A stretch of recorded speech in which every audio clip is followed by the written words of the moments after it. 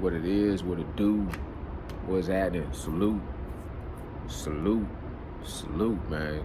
Just nocturnal thoughts with a real quick video, then I'm gonna get out the way. So, um, the fight is signed to go down on April 20th between Devin the Dream Haney versus Ryan Kid Flash King Ryan Garcia. Personally, I think this will be the moment. It's just my thoughts.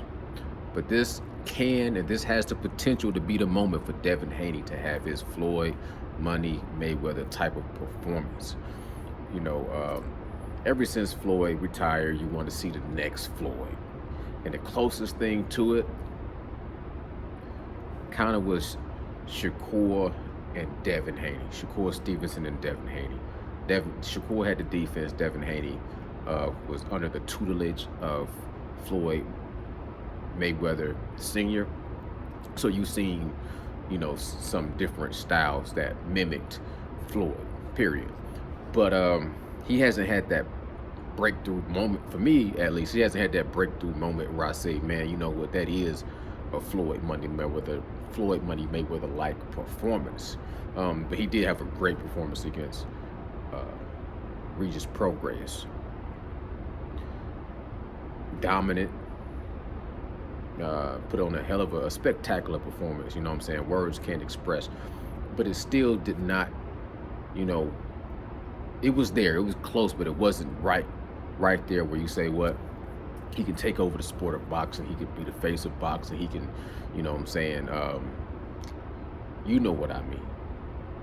He has to have that performance that really solidifies it, that stamps it, seals it, approves it, you know what I'm saying, that certifies it.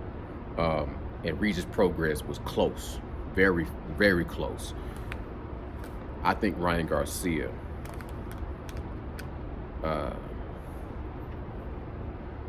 presents that kind of that danger and the illusion. You know, we all know, like we know when Ryan Garcia fought against Gervonta Tank Davis. Gervonta Tank Davis made Ryan Garcia quit. Physically, he quit. His body couldn't take another punch. He went down from a body shot, didn't get back up. People said he had a rib injury. One of his sparring partners said he had you know, hurt him to the body and went and told Gervonta Tank Davis camp and everything like that, right? I think preparing for Gervonta Tank Davis, he was probably trying to fight short, compacted power punchers. Preparing for a Devin Haney, he's going to have to fight a different style of fighting, so he might not take the same punishment during his sparring.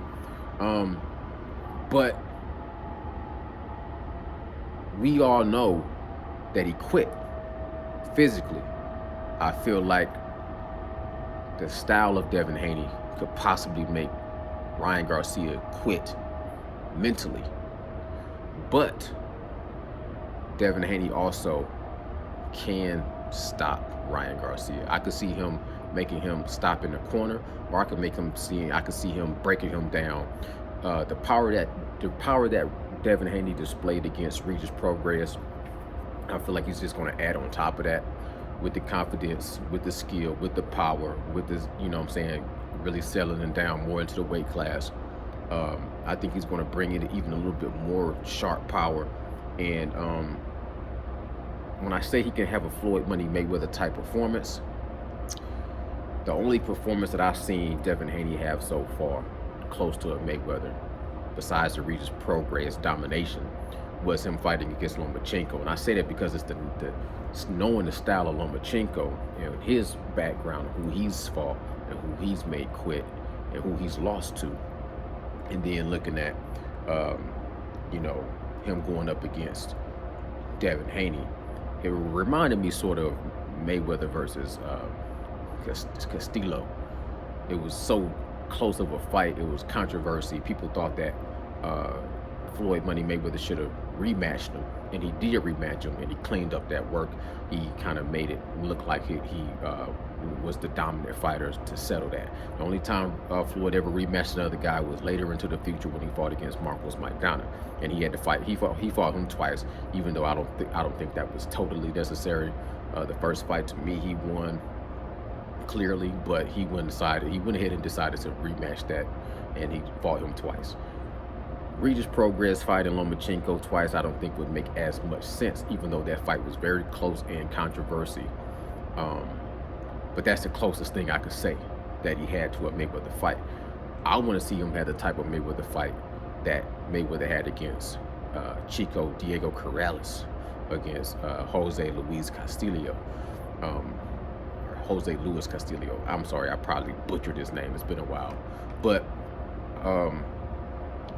because not to say at all that Ryan Garcia is like Chico Corrales, but there's a little bit of resemblance as far as you didn't see him. Like, Corrales would go through wars where he would get knocked out multiple times, get back up and find a way to win. Ryan Garcia only displayed that once against Luke Campbell. He got dropped, got back up, and was victorious. But he did get dropped against Gervonta Tank Davis, and he got back up. And he continued to fight until he got hit with that body shot. I think that Ryan Garcia, with his fan base, with what he brings to the table, with his shit talking, with his left hook, with his flash, with his charisma, it's going to bring a lot of eyes to this fight. It might not be as big as the Ryan Garcia versus Gervonta Tank Davis fight, but it'll be a pretty decent fight. And if Devin Haney being faster, I think Devin Haney, one thing that stands out, when Gervonta Tank Davis knocked out Ryan Garcia, he was backstage, and the first thing he was saying was he was so slow.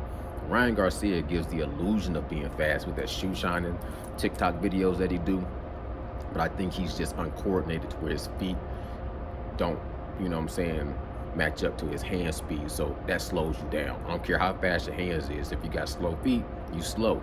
Devin Haney is much more coordinated, and he's developed his coordination over time. I didn't think he was as coordinated at the beginning. He had fast hands, but his feet was behind him.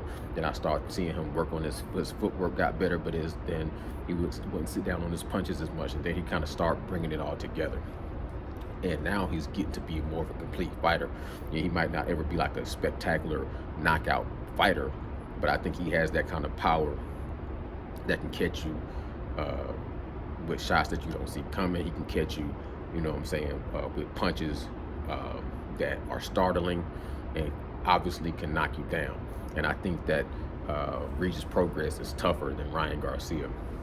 I remember when Regis Prograis was doing an interview before he fought Devin Haney, and he was talking shit, but he was like, I don't even think I got to train for Ryan Garcia. I could beat his ass, just, coming off of not even having a whole camp.